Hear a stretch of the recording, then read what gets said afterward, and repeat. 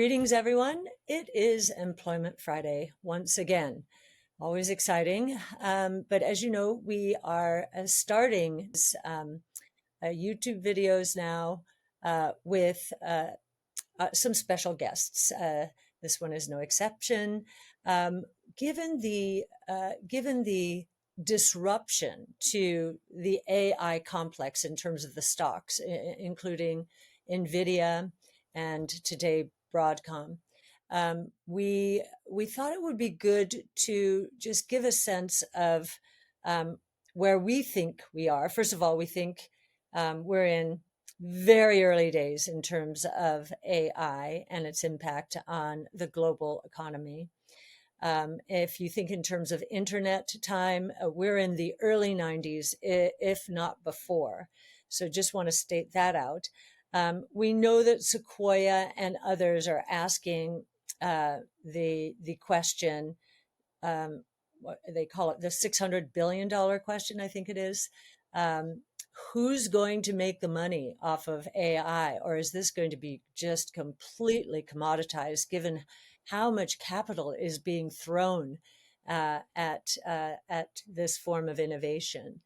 Well, we're getting some clues as to where we are in this earnings season. So we thought we'd share some thoughts around NVIDIA and some other companies that are giving us a sense of how this world is going to evolve. And it's very fluid. And as I said, very early days. But we think we're at the beginning of one of the most fantastic technology journeys in history. And so let us share with you some of these clues. We have Jozef on the enterprise side, Nick on the consumer side. Jozef is a research associate on our next generation internet team, and Nick is an associate portfolio manager, also working very closely with the next generation internet team. So Jozef will start us off on the enterprise side of this question, and Nick will follow with the consumer side. So Jozef? So, as the initial AI hype that we've seen over the past couple of years begins to wane a bit, I think a lot of people are questioning, like Cathie said, whether or not this massive investment in AI hardware is worth it, and whether or not these AI products really have the potential to generate the revenues necessary to justify that kind of investment, especially with NVIDIA on track to generate over $120 billion of revenue this year. We think that we're seeing the early signs of these AI products reaching maturity and starting to provide the kind of productivity gains that we expect will eventually more than justify the hardware build out that we're seeing today, and will really validate the decision of a lot of these CEOs to build out infrastructure in anticipation for these AI tools becoming a more meaningful part of our daily working lives. To give a few early concrete examples that we've seen just in the past couple of months, um, we're seeing a couple of things. We're seeing some companies start to put a firmer deadline on when they expect to actually see revenue from their AI software.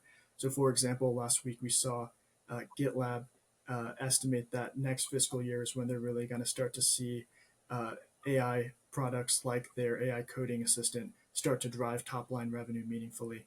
And then what we're also seeing is we're seeing a broadening of these AI tools and a maturing of these AI tools to be able to take on um, progressively more of a knowledge worker's responsibilities.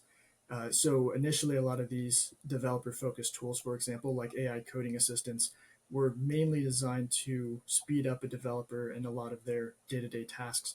But what we're seeing now is a lot of them are becoming more and more accessible to knowledge workers broadly. Replit, for example, just released an agent earlier this week that can prototype web applications end to end, including setting up dependencies and libraries, asking for API keys, and requesting human feedback as well, so that people with very minimal developer background can get to that prototyping stage of web apps pretty quickly. We also saw UiPath during their report comment on um, their plan to make their autopilot tool generally available, and a version of their autopilot tool as well that would allow knowledge workers to generate robotic process automations through natural language, which is a tool on their platform that was previously more geared towards developers. Um, as a lot of these products reach maturity, we think they could eventually create um, significant productivity gains for knowledge workers that could monetize in the trillions of dollars. A lot of these products that they're rolling out, uh, currently they're in a prototyping stage where they're not really seeing a lot of initial value from them, right? If you try to use a lot of these coding agents, they're accelerating what current developers can do. They're accelerating what human developers can do. But if you're a non-developer and you try to use them, there's still sort of a blockade on their usefulness, right? They're not allowing non-developers to just start to finish create their own software. What we're seeing are the very early stages of these products being able to enable non-developers to actually generate software on their own end to end. And while they're not there yet, they're not generating massive amounts of revenue yet. We think that as these products scale and become more accessible to a larger number of users, that revenue is going to come with it. And we think that that's already visible, for example, in the cost savings that Amazon is seeing through their analogous product, which is Amazon Q, their coding platform. So in their previous earnings report, they saw roughly $260 million in savings by using their agentic coding platform to update code for some of their Java apps, which is a task that typically would have taken 4,500 developer hours to accomplish. So we're seeing some early productivity gains, and we think that as these products become increasingly accessible, that those productivity gains are going to ripple throughout the knowledge worker base much more meaningfully and justify this hardware build out that we're currently seeing. So we think that it would be likely be a mistake for some of these leaders in AI to pause the investment on hardware um, and not continue to build out to support the infrastructure that would be needed to enable these tools further. So, Joseph, that Amazon example, so saving, you said, more than 4,000 developer hours. How long did it take them? I think in listening to you tell us, the team, um, this example of productivity gains, I think you said it saved them months of time, right? Months and months, Right. and saved that $260 million, and will continue to save a $260 million as these upgrades continue to take place. Exactly. Yeah. Typically, it would take their team of developers months to do this task. Of course, AI can do it much more expediently. So they're not just saving massive amounts of money here; they're saving the time associated with that as well. Right. And just to finish this one up, our estimate is that the productivity across the knowledge worker base globally is going to increase by 4 to 5 fold over the next 5 to 7 years. And in a global economy where knowledge workers make $30 trillion, their compensation is $30 trillion, that 4 to 5 fold increase in productivity, we think could um, turn into potentially more than $10 trillion in software revenue. In other words, just capturing roughly 10% of that productivity uplift. Software revenues uh, could scale to 10 trillion plus. The big question out there is that 10% number right? That 10% of the productivity uplift? Some people, and even within ARK itself, uh, uh, think that there's going to be so much commoditization, the value capture might be as little as 1%. So instead of 10 trillion plus, maybe 1 trillion plus. So that's a big difference. That just gives you a sense of how early we are. But we do think these early examples are important to note and to reinforce this notion that the productivity definitely is there. Now we have to just figure out what is going to be the value capture to the companies delivering the tools for that productivity. And in these early days, we're already seeing a wide range there as well. We're seeing a lot of AI features already become commoditized, whether that's email drafting or basic chat features. There's very little value captured there. On the other end of the spectrum, we're seeing AI tools by companies like Synopsys that are able to capture roughly 20% of the value that they create. And to the point as well that this is a very fluid environment where that value capture may change pretty substantially. Replit in their announcement, when they released this coding agent, their CEO also said on X that it's likely to come with some price increases over time as well. So they're going to try to more aggressively monetize that as they add value. And there are a lot of rumors as well that OpenAI's next model is going to come at a much higher monetization than what they're currently gaining through ChatGPT. So OpenAI's next model, it's believed, could have, according to some OpenAI employees that have spoken about it, could be 100-fold more performant than 100-fold more performant than GPT-4. And at that rate of performance, they could potentially monetize it for far more than a $20 a month subscription fee. And so with those higher levels of monetization, they could get closer to higher levels of value capture as well. Right. And the rumors out there on the monthly charge range from $1,000 to $2,000 per month in an enterprise. That's how much value OpenAI believes it will be adding. So we'll see if they can get it, if it sticks, and if these tools are as performant as they are saying. You can imagine as well that with some of these early agentic features that we're seeing from companies like Replit, if these can start materially replacing developers and the work that they do, not just as a simple code completion tool, but as something that can actually generate meaningful portions of an application, it's not too far-fetched to think that they could earn a very small portion of what you would pay a developer, which would be significantly higher than what they're charging right now. That's right. Okay, Nick. Yeah. Where to start? No, well, on the consumer side, I think we have a very large opportunity to bring together with generative AI a personal assistant in your pocket. And so this is taking some of what Jozef just talked about around agentic capability and bringing that to the consumer.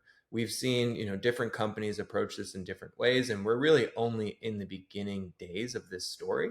But we think that this is going to be a massive opportunity for startups, for incumbents. And we think that this is really the consumer opportunity, being able to deliver to each individual a personalized agent that can go out and act on its behalf and deliver more personalized, contextualized data and services to the consumer. So what does this look like? Imagine being able to query or talk with a chatbot and have it go out there into different marketplaces and price compare for you, find you the best product and service for you specifically as an individual. Right now, we're all accustomed to search. Yes, it's very personalized. It's going to become even more personalized in the near future. And so we think that this is a massive opportunity that's going to unfold. And Cathie, you asked the question at the very beginning, where is this revenue going to come from when we look at this CapEx spending? The $600 billion question in the room. And we've actually gone out, we've identified potential opportunities for these AI agents on the consumer side. And so one of them, and we're very accustomed to this, is on advertising. We really do believe that advertising is going to be embedded into this flow with a consumer. You're going to be querying, you'll see product search results that are personalized for you. But of course, you're going to have to still see some advertising search results as well. And so we think that this is a potentially $600 billion industry by 2030, which would match the amount of digital ad spending today. Digital ad spending today globally is around 600 billion. So we think AI facilitated ad spending by 2030 will be as big as the digital ad spending market today, with the total market being around 1.1 trillion. So yes, you're going to have cannibalization of the current market. That's typically what we see when we have new ad products. But we think because of the efficiencies, the ability to be able to deliver a better product at the end of the day, we're going to continue to grow out of that. So overall, you're going to have roughly 50% of the market, or just north of 50% of the market, be AI advertising. The second component of this, which we outlined, is e-commerce. Again, imagine having an assistant with you at all times, being able to go out and do your bidding for you, not just for goods, but also services. So imagine you want to ride hail, and you're asking, should I use Uber, Lyft, maybe Tesla's new service that we're expecting to come out in October. And right now, what you have to do is you go to each one of these, price compare, and see which one's going to deliver the best service to you, what has the fastest delivery time, pickup time, and which ultimately is the cheapest. What is going to happen, we believe, is you'll have an agent that's able to actually go out to these different markets and price compare for you, delivering you that service at its end state. And so how does this monetize? We believe that these agents are going to take a take rate around 2.5%, which is pretty standard in the e-commerce industry today. But the amount of facilitated commerce through AI agents, we believe, will be roughly 9 trillion by 2030. And that's up from essentially $0 today. And with an e-commerce market that's roughly going to be around 20 trillion. But this is looking at total addressable spend, which we think is north of 30 trillion when you look at all of retail spending out there. What could be additionally addressed by AI agents because of its ability to act on your behalf and go out there and personalize data and capture more value for you as a consumer when you're going into these different marketplaces. So it's a really exciting time. That 9 trillion figure will represent around 25% of the total addressable spend we've outlined in the market. And it'll be around 225 billion dollars worth of revenue ultimately. So you're taking that 9 trillion and looking at that 2.5% take rate gets you to that revenue figure. So for us, when we ask this question, where is the opportunity? There's anywhere from 6 to 800 billion dollars out there when you look at advertising plus the intermediation fee, we're calling it, when it comes to e-commerce and AI agents. So very exciting times. And then I think, a big question out there is, okay, yes, there's value coming. Who is going to capture that value? And that is a great debate at ARK taking place right now. Many would believe that it's going to be Apple and Meta and Microsoft with their massive distribution channels. And there's very good reasons to believe that. But also those companies will suffer from the innovation dilemma. They won't be able to move as fast as newer startups. There's a lot of reasons why we could see a shift in the marketplace as this new abstraction layer now sits on top of the current ecosystems those incumbents today occupy. Right, and that always those under the new abstraction layer tend to get commoditized in surprising ways, and so we're thinking a lot about that. And stay tuned for a paper on really this topic is sustained versus disruptive innovation, truly disruptive innovation. Our chief futurist, Brett Winton, has just put the finishing touches on that. And I think you'll find it's pretty provocative as we explore this question, around the incumbents and their strengths, but also their weaknesses in this new paradigm. Yeah, very exciting. Yeah, thank you. Thank you, Joseph and Nick. Okay, now we'll get back to the Employment Friday drill. Fiscal policy, monetary policy, economic indicators, market indicators, and maybe a little bit more about innovation at the end. But before I go through the charts, what I'd like to do is just talk about the economic statistics that came out in the past month, including today's employment report. Just talking about the surprises one way or the other, the disconnects and the clues that we're getting. So in terms of surprises, one of the big surprises this last month was the burst in retail sales. Now, you wouldn't know that from the earnings reports that we're seeing, except for the mega retailers. They seem to be gaining a lot of share. But beside that, it seems like consumer spending was quite strong this summer, back to school and so forth. Now, what's surprising about that is income growth over the summer was very slow. And I'll show you later, but the saving rate has really collapsed. So the consumer is losing a lot of wherewithal, especially if, as we expect, employment continues to soften and maybe even declines in the next 3 to 6 months. Also interesting is while consumption was a surprise on the high side of expectations, so retail sales month to month went up 1%. So that's more than 12% at an annualized rate in the month of August. Now, after a few soggy months, to be sure, nonetheless, it was there. The personal income went up only 0.3%. We also saw industrial production drop by 0.6%. So what that is telling us is retailers might be pricing aggressively to get rid of inventory. You have sales up 1%. Now that's a nominal statistic, so maybe in real terms up 0.8. And you had industrial production, which is in real terms, down 0.6. So that probably represents an inventory drawdown. The other thing we saw, interestingly, was a lot of weakness in all kinds of housing metrics except for one.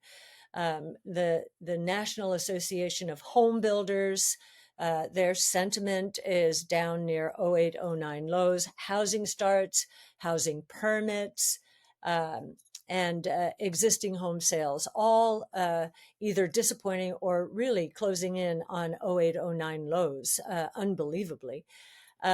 At the same time, we got a big surprise in new home sales. Now, they were up in 1 month, 10.6%. That's also interesting because it's another price elasticity of demand example. If you cut interest rates, mortgage rates were as high as, well, they were over 8%, and now they're in the 6 to 6.5% range.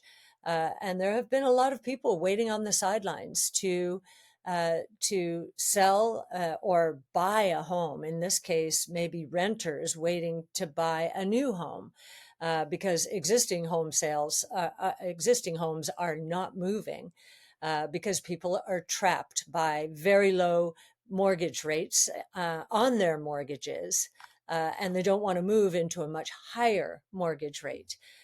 So the demand is there. New home sales up in 1 month, 10.6%. That was pretty astonishing. And the other thing is we saw more in line with this idea of inventories continuing to draw down. The new orders index in the purchasing managers index, or that's the ISM these days, dropped to a new low. Really more consistent with a recession. So, and more evidence that the production side of the economy is slowing down quite significantly, perhaps as retailers and others try to get their inventories under control. Auto sales disappointed at 15.1 million units. So we're starting to see now production cutbacks in the auto sector planned as well. In terms of the employment report, non-farm payrolls were disappointing, 142,000 on the surface. But when you adjust for revisions to the 2 prior months, the net for this month would have been only 79,000 jobs created. We also saw JOLTS, the job openings, falling precipitously, and I'll show you that in a minute. And we saw in the Conference Board Consumer Confidence Index that a metric, jobs easy to get minus jobs hard to get, that is also flashing a lot of weakness in the employment sector. On the good news side of things, as usual, an employment report has something for everyone. The unemployment rate stayed at 4.2%. It did not go up, or maybe it ticked down to 4.2. It did not stay at 4.3%. Average hourly earnings went up 0.4%. That's surprising. hours worked, number of hours worked went up 0.3%. And household employment, which has been extremely weak, was actually stronger than the non-farm payroll employment. We trust the household numbers more than non-farm payroll, and I'll show you why in a minute. The downward revisions to non-farm payroll have been extreme. One of the other things we've focused on, especially looking at that average hourly earnings at 0.4%, is productivity. Productivity growth is surprising on the high side of expectations. So much so, and I will show you this in a minute as well, that the unit labor costs, so you take compensation per man hour and you subtract productivity effectively, and you get unit labor costs. They were up only 0.4% on a year-over-year basis. So the Fed has been very fearful that the labor market would be the source of inflation, cost push inflation like in the 70s. It is not. Unequivocally, it is not. I think and because wages, employment, unemployment, all of these are lagging indicators. We're going to see, we think, much more productivity going forward as the unemployment rate goes up. And we think it's going to go up because companies are losing pricing power. That's one reason they're starting to hold the line on wage gains. And are investing to deliver productivity gains. So there's good news and bad news, and I think the equity market in particular is very confused about what's going on out there, and we'll get into that when we talk about the market indicators. But for right now, I am going to flip to some slides that we have prepared for you here.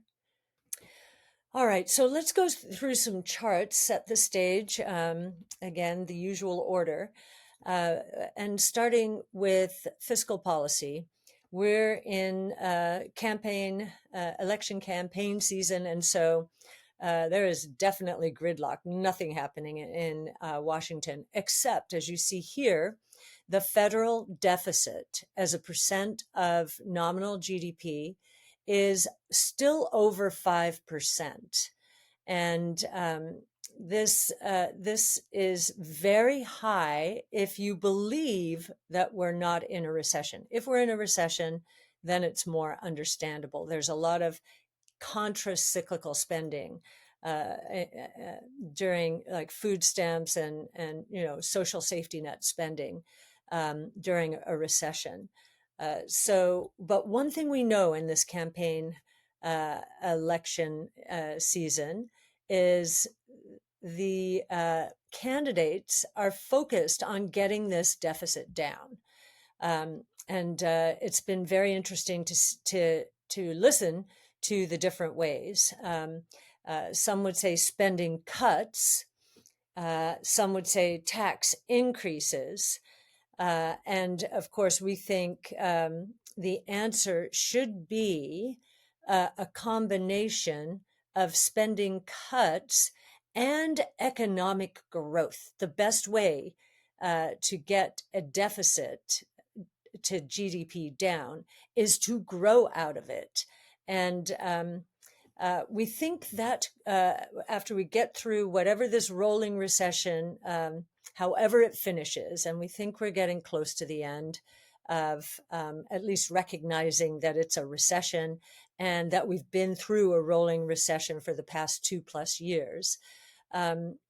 We think that growth will take over. And as you know, we're talking all the time about the massive growth possibilities associated with the new technologies that are evolving and are ready for prime time now. I think it's very interesting that Elon Musk has actually put up his hand and said, hey, I'll help with government efficiency. You'll notice what he did at X. He cut 75% of the labor force at X.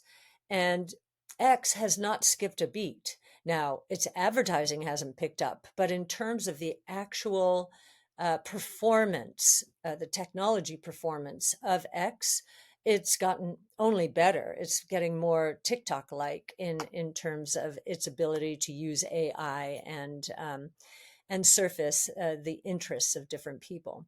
So if he can do that at Twitter, I don't think he'll be able to do that in the government, but I know that he will bring technology to bear on the government, and that we'll probably see anyone leaving a government job not replaced.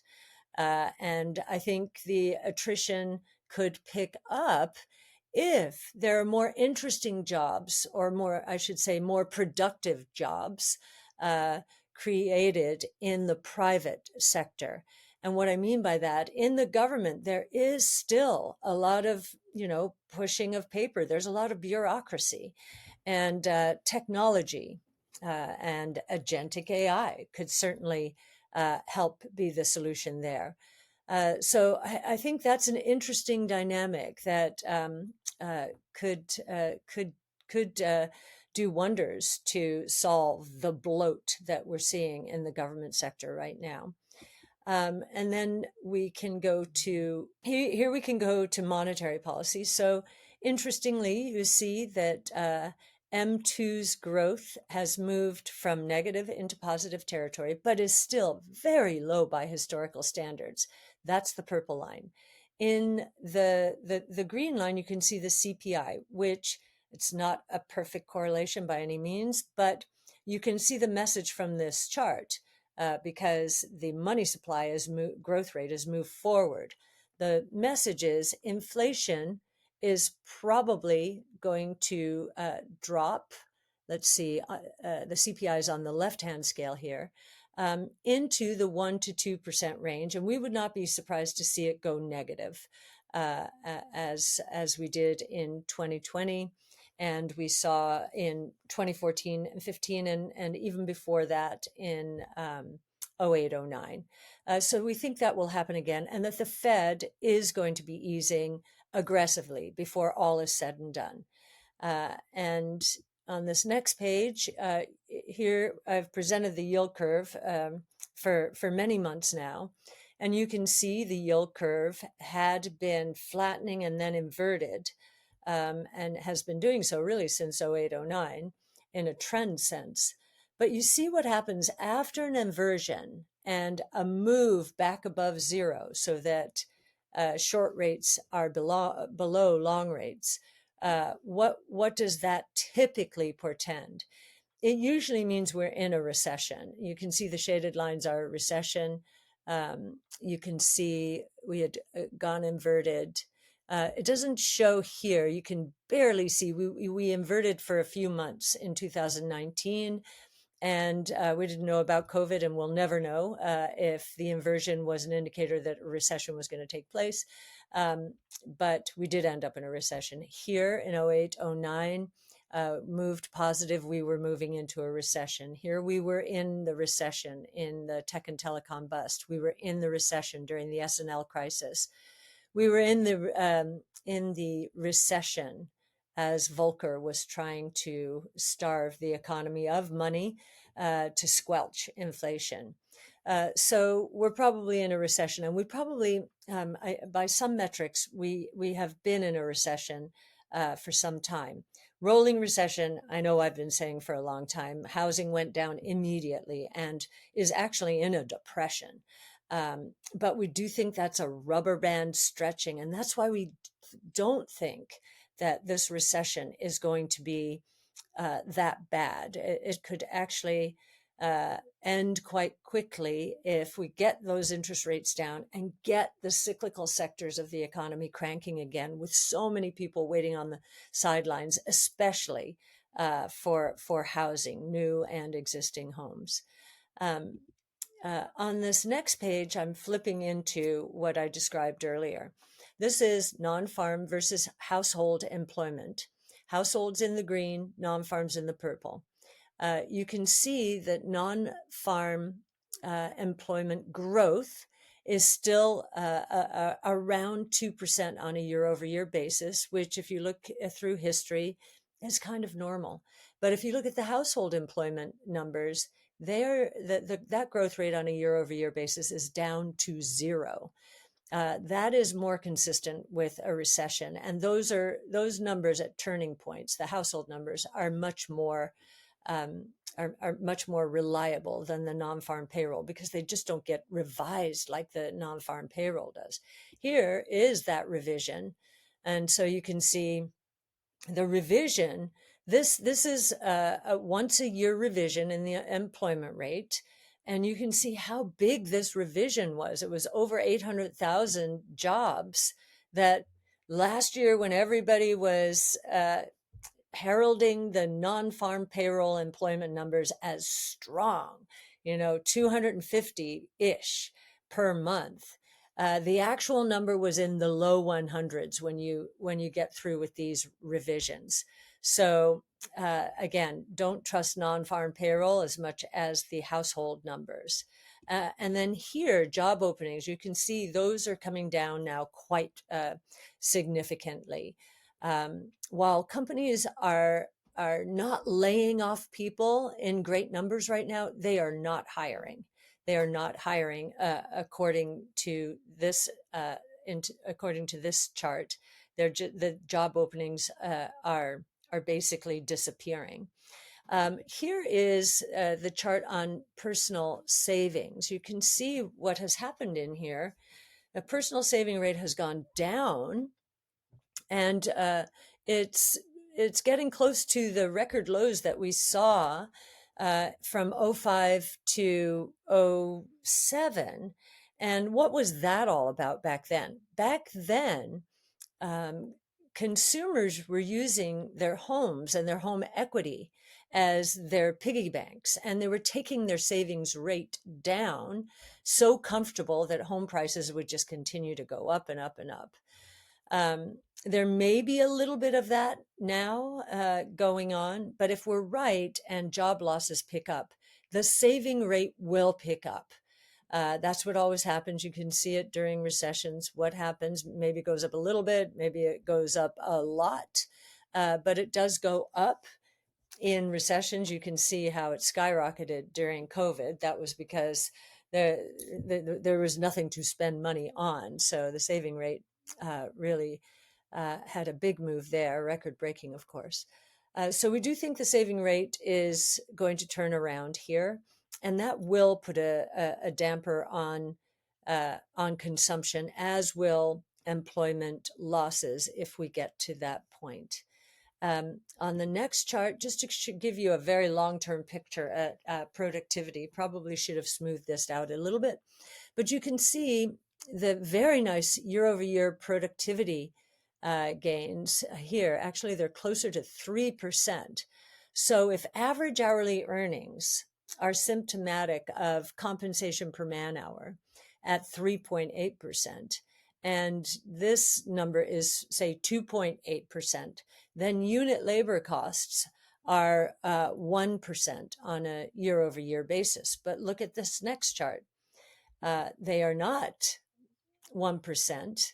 They are closer to 0, which is below where we were before COVID. So the Fed has no reason now to use labor costs as a reason to hold off from easing. And what this tells us, the other metric other than average hourly earnings that you would see in here with other compensation is benefits. So benefit growth is part of the reason unit labor costs are coming down. And what's fascinating about this is despite those 10% per year union wage gains. Now, unions, I think, represent just a little more than 10% of the overall economy. But nonetheless, they could have influenced other labor negotiations, and clearly they did not. So that's interesting. And then to inflation itself as a worry. As you know, we've been keeping track of the Bloomberg Commodity Price Index, And you can see it is not breaking to the upside. It's actually breaking down.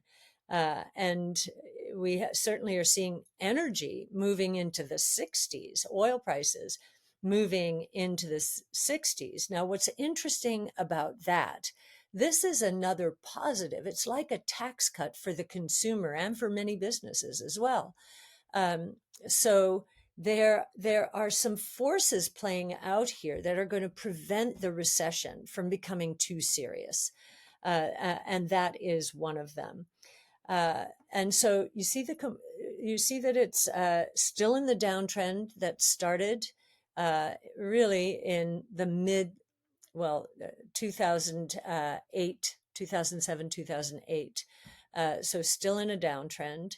And you can see we were here back in the early 2000s, back in the early 1990s, back in the early 1980s. This chart is saying we do not have an inflation problem. Quite the opposite. We may be risking a deflation problem. Now here, again, I've shown you this many times. This is in purple, the metals price to gold price ratio.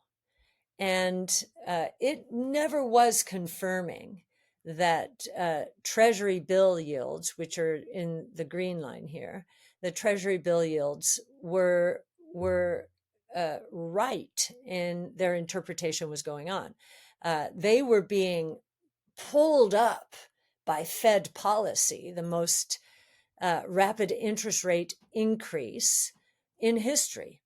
And so I think we're going to see a big drop in rates at some point. They're levitating, to be sure.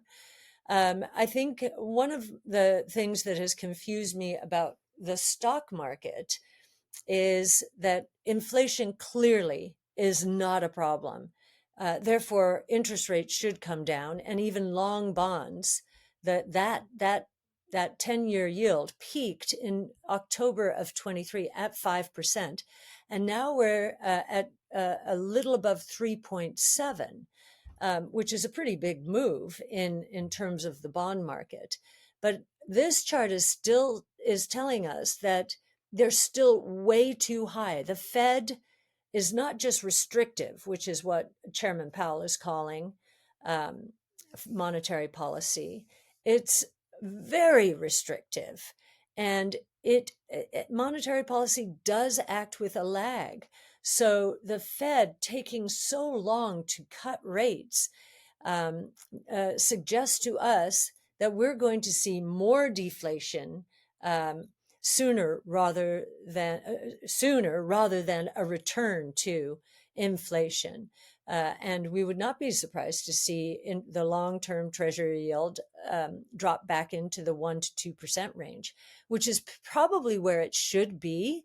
But you can see it's much higher. And I think this is what's bothering the stock market. Sure, interest rates are coming down, but the Fed does not understand how tight it has been and does not understand the ramifications therefore. And of course, what's one of the most serious ones?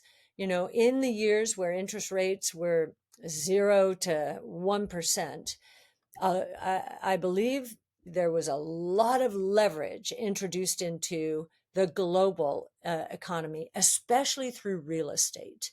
And private equity had a lot to do with that. Private equity has a lot to do with a lot of the debt that has been introduced. And we'll see we're already seeing bankruptcies, companies that they overly leveraged so they could pull their dividends out, are failing. It's terrible. It's probably a story for another time. But real estate also is in a world of hurt. We're seeing a lot of these companies, these REITs, just walking away from properties. So there are a lot of defaults and bankruptcies out there. And the reason I think the equity market is still so unsettled is because equity is at the lowest end of the capital structure. In a default, equity loses everything and the bondholders get something back. Now, and that's why there's been this focus on, cash burn and how much cash do companies have. And of course, early stage companies are in a disadvantaged situation. They don't have cash. They're not cash rich typically. And so I think that's been what's been bothering the equity market. I think that's about to change dramatically as the interest rate picture meets up with the reality that this chart is painting, and interest rates drop to surprisingly low levels. I know the big debate there this week was, I forget who said it, but interest rates won't drop below 3%, and inflation's going to come right back. Couldn't disagree more. And I think the narrative we've been building over the last 2 years is playing out. And I think the resolution will be much lower than expected interest rates. And this cash rich, cash burn question is going to be alleviated. And those companies that have been really pounded by this environment, or those stocks and the companies, will be in an advantaged position in terms of performance going forward, we believe. I'm just going to go through a few more market indicators quickly now that we're at the end of the charts, and end up on just one more word about innovation. So in the equity market, there's a lot of confusion. If you look at just in the last month, the equities rebounded from the yen carry trade unwind, and yet it was financial services because interest rates came down, consumer staples because there is fear about a recession, but consumer discretionary as well, because of what I just mentioned about a tax cut that lower energy and other prices will represent for consumer spending. On the weak side of the equation were energy, again, commodity prices coming down, communication services, the Mag 6 settling down, questions about who are the big beneficiaries of this AI revolution, as Nick and Jozef were discussing it. And then materials, again, prices. In the fixed income market, what's very surprising to me, given what I just said about debt and the deflationary risks associated with debt, is that the high yield spread, meaning the premium that investors get for buying high yield bonds because of the higher risk, is very narrow by historical standards. The credit markets are not seeing the deflationary risks that we are talking about. That spread is at roughly 3.5. That's on the high yield spread, 3.5%. It peaked at 4.1% around the yen carry unwind. So there was risk, and that premium went up. And when interest rates hit their peak in October of 23, long-term interest rates hit their peak, the spread was 4.7. So we've gone from 4.7 to 3.5, very low by historical standards. So that's reassuring. But there is a disconnect between these two markets. The S&P and equity markets are making distinctions in terms of equities, saying, okay, cash burn, low cash cushion, out to the woodshed. And, the Mag 6, until recently, not seeing any concerns whatsoever. And here we are, the high yield market is saying that cash rich, cash cushion argument really isn't a risk if the bond market's right. I've already gone through commodity prices as an indicator, and I'll end with the thought, and we've expressed it over time, that the risk is deflation, but it's not all risk. It is opportunity as well. The deflation associated with technology, the cost declines in technology, that's going to cause booms in growth and create all kinds of new jobs that we can't even imagine now. Those disrupted who haven't been able to get to the right side of change, the internal combustion engine is one of those, but there are many, those who do not embrace AI aggressively to help increase their own productivity so that they can cut their own prices. They're going to be in harm's way.